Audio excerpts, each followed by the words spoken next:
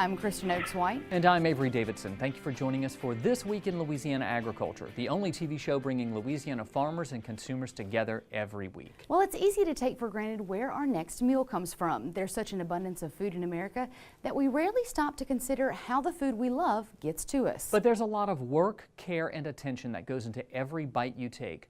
TWILA's Neal Lawson focuses on beef and follows it from the pasture to the plate. When Justin Murray comes home from work here in Covington, he's like many families who are hungry.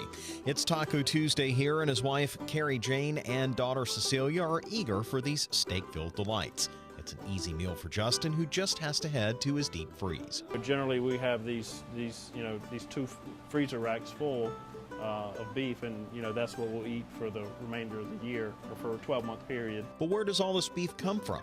It all starts right here on the farm of Amelia Kent.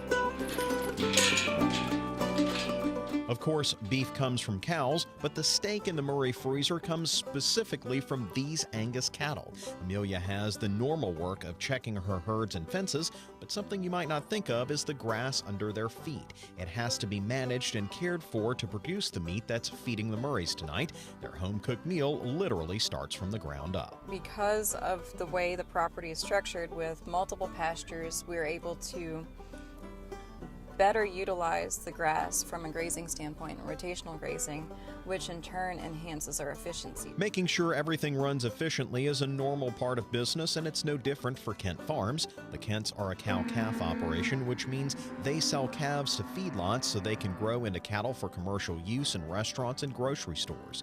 In order for the Kents to grow their business, they've started a custom beef business. That means Amelia spends a good bit of time in her office. Now, she's got some help here, of course, but she still has plenty of work to do keeping everyone's orders straight. For us, consumer outreach and communicating with the consumer is a great benefit of this, but we've always been and still are seeking ways of diversification. Customers can directly pick out the cow that they want from Amelia, but that cow has to be processed. This is where places like Cotraire's Meat Market comes in. Located in Kentwood, Cotraire's has been supplying this area with custom meats for more than 50 years. In that time, they've developed a tagging system that makes sure the beef you order gets directly to you. For anybody's animals to get mixed up, that tagging process follows the animal through the whole system. So there's never a time here when your meat doesn't have your name on it. Here at Cotraire's, they can cut up the meat to anyone's specification, from big T-bones to hamburger meat, and even more rare cuts that you can't get at a chain grocery store. Raymond says while they can provide whatever a customer wants, they can't do it without the relationship they have with the farmers. The whole premise of this thing was custom butchering from the very beginning. Since then, we've branched out into retail meat market, and we do a really nice smoked sausage that we're famous for, but the heartbeat of our business has always been our farmers. That direct relationship and care is what has brought Justin Murray here to load up his truck like he did over the summer. The beef that he brought in is still going strong here in the fall, and the tacos are ready. It only took about 35 minutes before the Murrays were sitting down to this delicious meal here in late October. I got a gift of a spider ring from little Cecilia there, and it's another gift in addition to this wonderful meal here that they've given me. And as you saw, it's a quick turnaround to get it prepared and here on the plate to eat. But it's a little more involved when you bring the farmers and those who prepare the beef, but it's well worth the wait, as I'm getting ready to find out. That's really good. For This Week in Louisiana Agriculture, I'm a very content Neal Lawson. As you saw in that video, Justin Murray travels quite a bit for his custom cuts from Cotraire's, but direct marketed beef is closer and cheaper than you think, like Woldridge meat over there in Caddo Parish. For more information on places like Cotraire's or for delivery options such as IndyPlate, you can head over to our website at twilatv.org. Now in its 5th year, Louisiana Fall Heat shows off farm to table with a competitive edge. Brought to you by Rouse's Market and a host of other sponsors, Slow Food Baton Rouge brings together the bounty of Louisiana agriculture along with the creative skills of chefs and mixologists. As you would expect, TWILA's AJ Sabine has this tasty exclusive story. With the Burden Botanical Gardens as a backdrop and fall in the air, 6 chef competitors get ready for a gastronomical showdown. This farm-to-table cook-off features 2 proteins produced right here in the Pelican State, along with side dishes prepared with the bounty of Louisiana agriculture. The chefs that are here, they are sourcing local at their restaurants. And so what we need to do is have a low-scale campaign of supporting restaurants that are buying from farmers. Promoting the idea that we can support our local farmers 3 times a day is not lost on this group of competitors. Gastronomica chef Sean Rivera sourced his proteins directly from the farmers and ranchers who produce them. Showing people what farm to table is and showing them what is indigenous to our, really just indigenous to Louisiana. In so many ways, it's not processed. That's coming straight from a farm. We're blessed to have Timoy's Farms providing us with the hog. Iverstein Farms is, assisting us in this whole process with the smoking and whatnot. So it's really, it's a great way for chefs to meet with farmers and to make that bond and see where things come from and educate the public. From wonderful chai spice cupcakes to a fresh from the farm chow chow, these chefs educated plenty in this hungry crowd.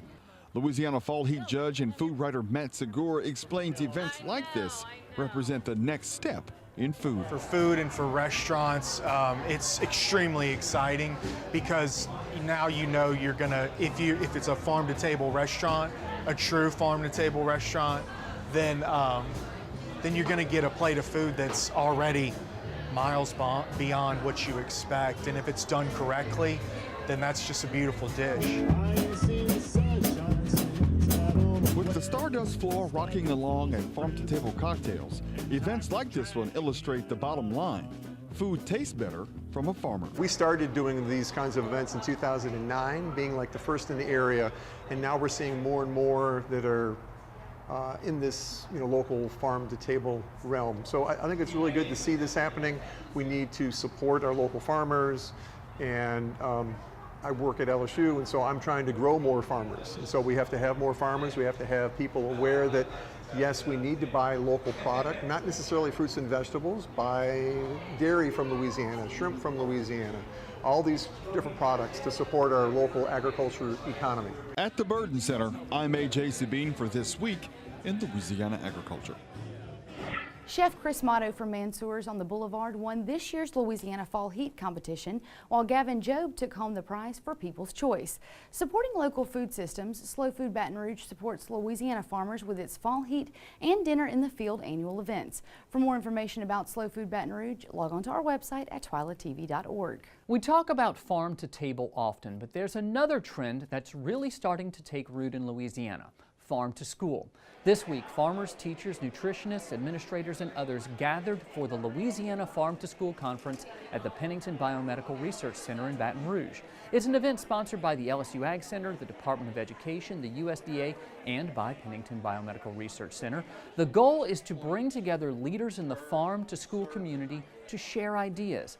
Ag in the Classroom Chair Sally Ramagos says this event is a great opportunity for them to share more than how to grow a garden at the school. There's more to it than just school gardens and teaching them about the fruits and vegetables. More than 190 people registered for this year's conference. Carl Wiggers will have more from this event in next week's show. Until then, if you want some resources to get agriculture into your classroom, head over to our website at twilatv.org. Long before there was a Bobby Flay or an Emeril Lagasse, there was a Justin Wilson.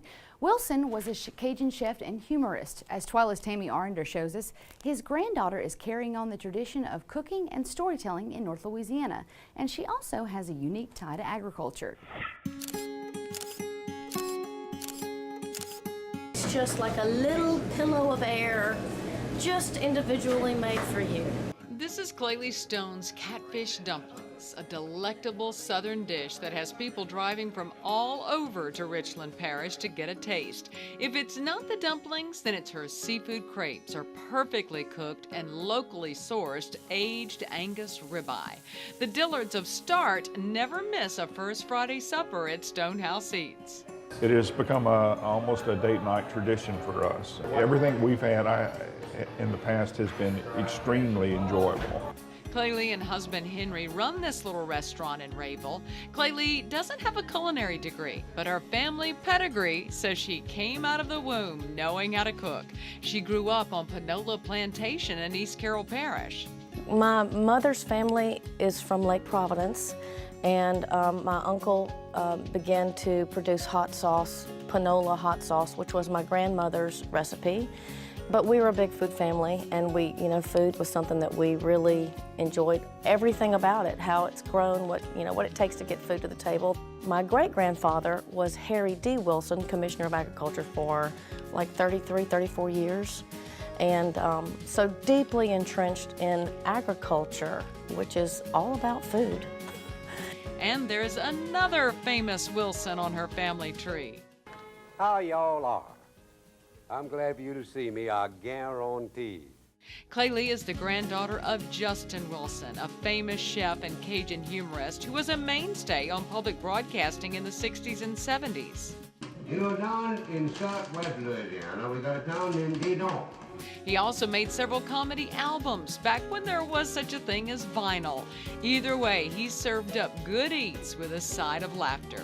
People ask me if I learned how to cook from my grandfather. I say no. I really learned how to eat.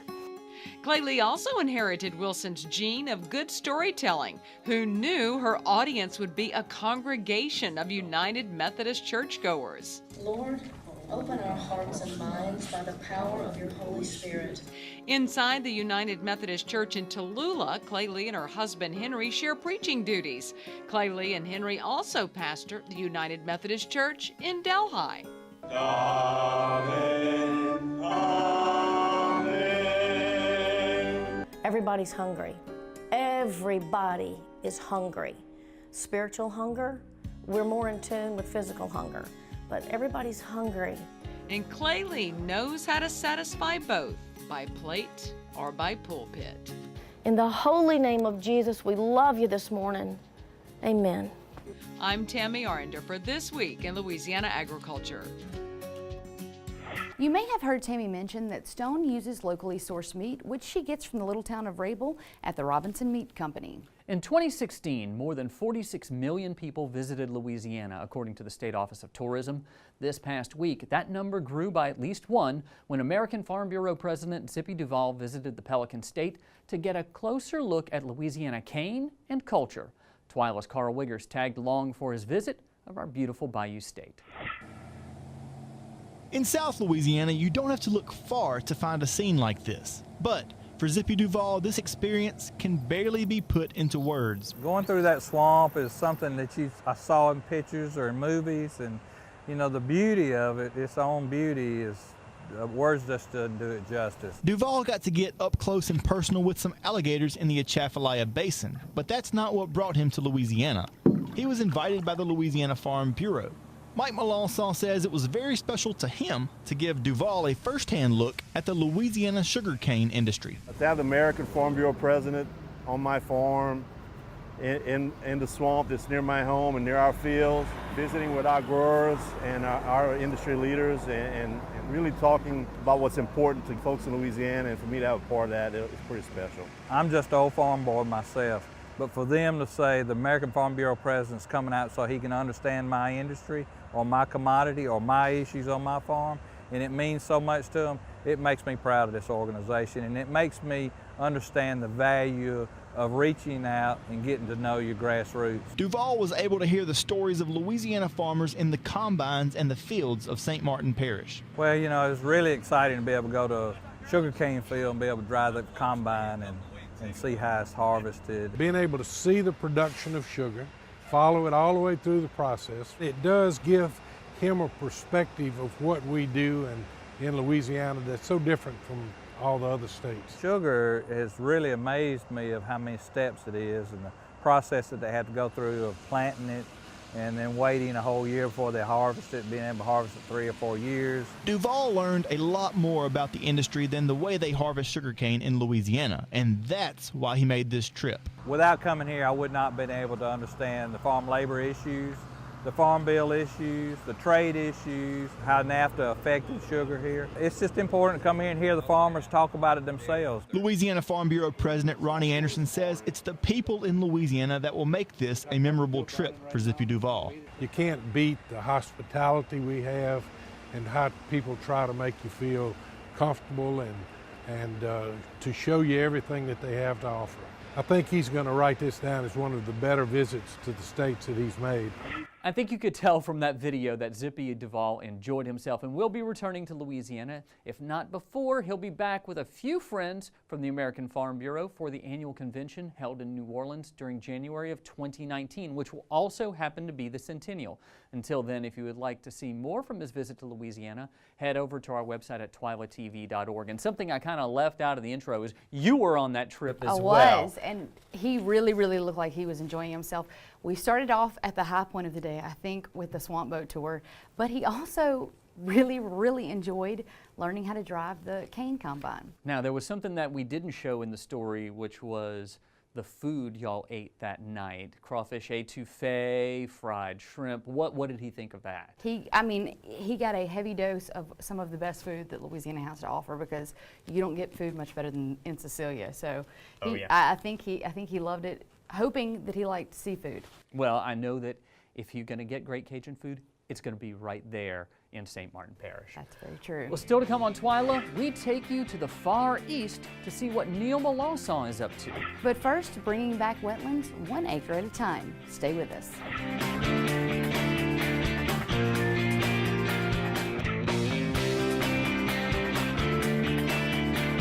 There are now more than 700,000 acres in wetlands reserve easements in Louisiana, Mississippi, and Arkansas. That's quite impressive when you consider the first lands that went into the Natural Resources Conservation Service's Wetland Reserve Program happened 25 years ago in 1992. Now the program is credited with bringing wildlife back from the brink of extinction. Spanish moss waves in the wind as tall trees witness a celebration. The cake is not for a person, but for a milestone.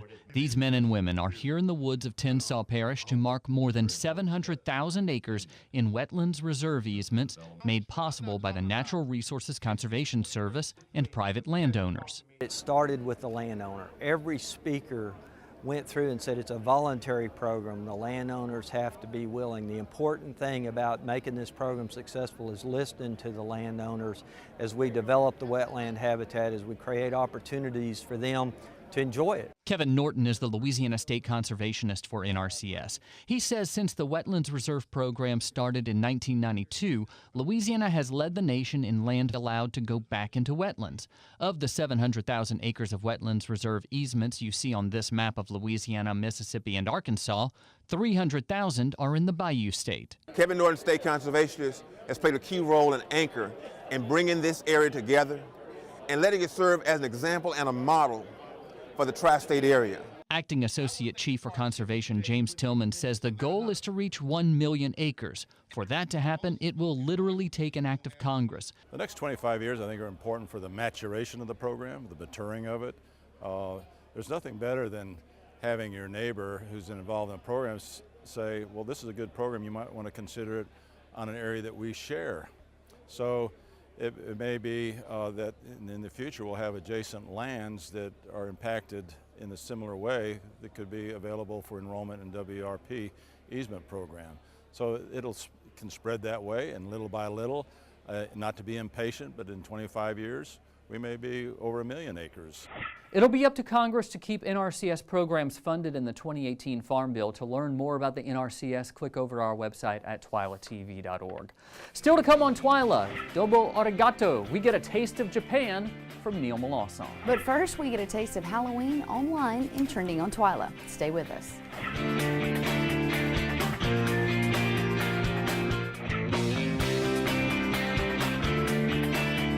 Well, it's finally starting to feel like fall here in Louisiana, and the cool weather has arrived just in time to celebrate my favorite holiday, Halloween. So, Avery, what are you going to dress up as this year? I'm already wearing my costume. Can't you tell? I got the microphone, I got the scripts. I can even play the part. Watch, I'm Ron Burgundy. Oh wait, who put a question mark in the teleprompter again? I'm gonna be a news anchor, of course. Oh gosh. Well, folks all over social media are getting into the spirit of the season with Halloween-themed posts. Stephanie Miller posted a pic of her daughter's Pinocchio pumpkin for school, and by the size of his nose, It looks like Pinocchio has been a bad boy, she said. Our friend Tammy Arender shared these pics as she got her Halloween cookie groove on. The cookies looked absolutely flawless and they looked pretty tasty as well. And I have a weakness for decorated sugar cookies, and I told Tammy that I needed her to teach me her cookie decorating ways. She is an amazing They looked baker. Great. Speaking of spooky desserts, look, it's a bird, it's a plane. No, it's a bat cupcake. Although bird plane is more Superman than Batman, but that's okay. Today's parent tweeted this video with step-by-step directions to make these really cute bat cupcakes. Maybe I'll get Luke to help me make some this weekend. And of course, we saw lots and lots of pumpkin-themed photo ops as parents took their children to local pumpkin patches and posted the pics all over Facebook. But not everyone is buying into the pumpkin spice hysteria this time of year. Frank Bruni wrote an op-ed for the New York Times discussing his theory on how the pumpkin spice craze will destroy us all, satirically speaking. Halloween is, of course, one of the top holidays when it comes to candy sales, and it's expected that Americans will shuck out a whopping $2.7 billion on trick-or-treat candy this week alone. CandyStore.com put together an interactive map using the last 10 years of candy sales data to illustrate the top 3 candies in every state. Well, that brings us to this week's TWILA Trivia. Last week we asked you, in what year did Hiram Moore invent and patent the combine harvester? And the correct answer is B, 1835. This week our trivia question is, which candy is the most popular Halloween snack in Louisiana? Is it A, Jolly Ranchers, B, Snickers, or C, Lemonheads? To enter this week's trending trivia contest, simply log on to your Facebook or Twitter account and post your answer with the hashtag TWILA Trivia, or you can always submit your answer on our website at twilatv.org. Well, you may have noticed for the last couple of weeks that there are fewer people on set. That's because last week Kristen and Carl were out with Zippy, Duvall, and Neal Lawson was preparing for a big trip to Japan, which is where he is right now. Hi guys, Neal Lawson here. I am on the banks of the Kamo River in Kyoto, Japan. And as you can see behind me, there's a nice waterfall. The city is in the distance. If you look over there, that's a tori, a Japanese gate. There's a shrine that you can see on the top of that building. A lot of little neat details, lots of places like that. My wife and I have spent the day touring all kinds of temples and gardens. It's beautiful. But I've been asked to give you guys a little taste of Japan. And here it is. You find these rice balls in a lot of convenience stores, even across the city, across all of Japan. Now, one of the interesting things is the seaweed and the rice is separated inside of here. And the big thing about this is you want to keep the seaweed and the rice separate so those seaweed stays crunchy. How do they do it? Clever packaging that's as easy to take apart as 1, 2, 3, or as the Japanese say, ichi.